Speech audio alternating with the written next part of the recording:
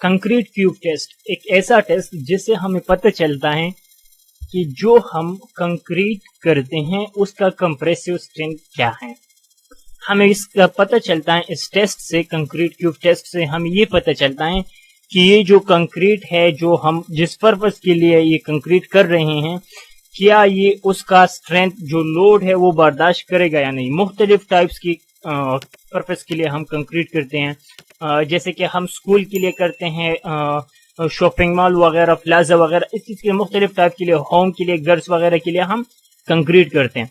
तो जो कंक्रीट हम करते हैं उसका जिस पर्पस के लिए करते हैं उस पर्पस के मुताबिक उसका कंप्रेसिव स्ट्रेंथ तो होना चाहिए ताकि वो लोड बर्दाश्त करे, उतना लोड बर्दाश्त करे। जैसे कि घर में इतना कुछ नहीं होता तो उसका लोड थोड़ा सा कम हो तो कोई फर्क नहीं पड़ता।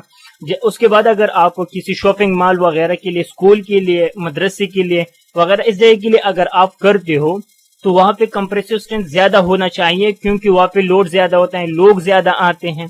ठीक है, तो इस तरह प्रोजेक्ट्स के लिए हम कंक्रीट क्यूब टेस्ट करते हैं कि जो जिस पर्पस के लिए हम कंक्रीट क्यूब बना रहे हैं, क्या ये उसका स्ट्रेंथ लोड जो है वो बर्दाश्त कर सकता है या नहीं बर्दाश्त कर सकता।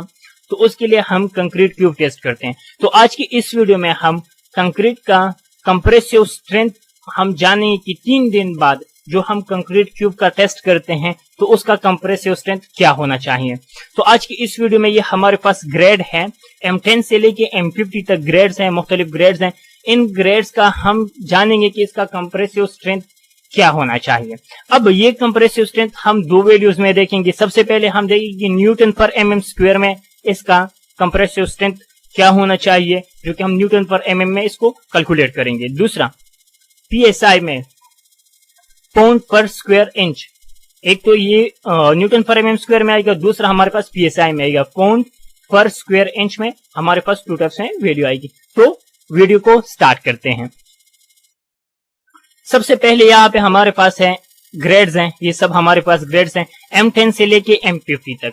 इन ग्रेड्स का हम फाइंड करें कि 3 दिन बाद अगर हम इसका टेस्ट करें तो वो वैल्यू न्यूटन पर mm स्क्वायर में हमारे पास क्या होना चाहिए। तो यहाँ पे जो हमारे पास वैल्यू आएगी, यहाँ पे हमारे पास जो वैल्यू आएगी वो हमारे पास क्या होगी, न्यूटन पर mm में आएगी। और यहाँ पे हमारे पास जो वैल्यू आएगी वो हमारे पास क्या होगी, वो पाउंड पर स्क्वायर इंच में होगी, PSI में होगी। ठीक है ना, तो दोनों साइड पे हमारे आपके पास वैल्यू आएगी।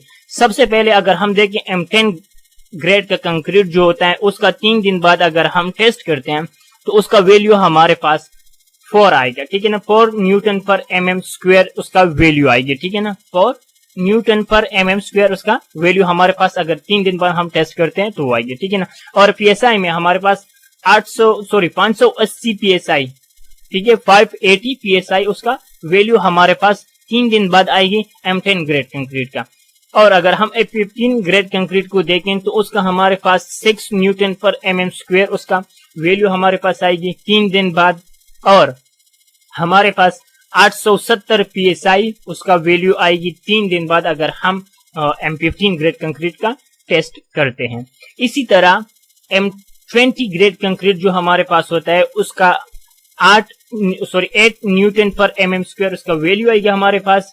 ठीक है, और अगर हम PSI में इसको देखें तो PSI में हमारे पास ये 1160 PSI पाउंड पर स्क्वायर इंच इसका वैल्यू हमारे पास 3 दिन बाद अगर हम M20 ग्रेड कंक्रीट का टेस्ट करते हैं तो 3 दिन बाद इसका वैल्यू आएगी। ठीक है ना, उसके बाद हमारे पास है M25 M25 ग्रेड कंक्रीट है, उसका 10 न्यूटन पर mm स्क्वायर वैल्यू जो कंप्रेसिव स्ट्रेंथ है वो 10 आना चाहिए। कितने दिन बाद, 3 दिन बाद। और PSI में अगर हम उसको देखें तो 1450 पाउंड पर स्क्वायर इंच इसका जो कंप्रेसिव स्ट्रेंथ है वो हमारे पास आने चाहिए। ठीक है ना, 3 दिन बाद अगर हम ये जितने भी वैल्यूज हैं हम इसको 3 दिन बाद की, ये 3 दिन बाद जब हम इसका टेस्ट करते हैं, जो कि यहाँ पे आफ्टर 3 डेज बाद, अगर 3 दिन बाद हम इसका टेस्ट करते हैं तो इसका ये वैल्यू हमारे पास आना चाहिए। अगर इससे कम है तो फिर ये फेल है, अगर इसके बराबर है या इससे ज्यादा है तो फिर ये टेस्ट जो है वो हमारे पास होगा। इसी तरह अगर हम M30 ग्रेड कंक्रीट का कंप्रेसिव स्ट्रेंथ टेस्ट करते हैं 3 दिन बाद तो हमारे पास जो उसका कंप्रेसिव स्ट्रेंथ है वो 12 न्यूटन पर mm आना चाहिए 3 दिन बाद। और PSI में वो हमारे पास 1740 PSI होना चाहिए। इसी तरह अगर हम M35 ग्रेड कंक्रीट का टेस्ट करते हैं 3 दिन बाद जो हमारे पास 14 न्यूटन पर mm स्क्वायर उसका कंप्रेसिव स्ट्रेंथ होना चाहिए और 2030 psi होना चाहिए, मतलब 2030 psi उसका कंप्रेसिव स्ट्रेंथ होना चाहिए 3 दिन बाद। इसी तरह M40 ग्रेड कंक्रीट का जो हमारे पास कंप्रेसिव स्ट्रेंथ है वो 16 होना चाहिए 3 दिन बाद अगर हम इसका टेस्ट करते हैं, और psi में हमारे पास 2320 होना चाहिए। ठीक है ना। अगर M45 ग्रेड कंक्रीट का हम टेस्ट करते हैं तो 3 दिन बाद इसका कंप्रेसिव स्ट्रेंथ हमारे पास 18 न्यूटन पर mm स्क्वायर होना चाहिए, और अगर psi में हम इसका कंप्रेसिव स्ट्रेंथ देखें तो 2610 psi होना चाहिए, पाउंड पर स्क्वायर इंच में इसका होना चाहिए। ठीक है ना। तो ये हमारे पास अगर हम M50 देखें तो 3 दिन बाद इसका 20 न्यूटन पर mm स्क्वायर कंप्रेसिव स्ट्रेंथ होना चाहिए, और psi में इसका कंप्रेसिव स्ट्रेंथ 2900 होना चाहिए, पाउंड पर स्क्वायर इंच में 2900 होना चाहिए। ये थी हमारे पास जो कंक्रीट क्यूब का टेस्ट होता है। अगर 3 दिन बाद हम इसका टेस्ट करते हैं तो उसका ये वैल्यू हमारे पास आनी चाहिए 3 दिन बाद। ठीक है ना। ये 3 दिन बाद की बात है। अगर हम 3 दिन बाद टेस्ट करते हैं तो इसका टेस्ट हम 3 दिन बाद भी कर सकते हैं, 7 दिन बाद, 14 दिन बाद और 28 दिन बाद हम इसका टेस्ट करते हैं। ठीक है ना। तो ये वो वैल्यू है जो हम 3 दिन बाद अगर हम टेस्ट करें तो उसका ये वैल्यू होना चाहिए।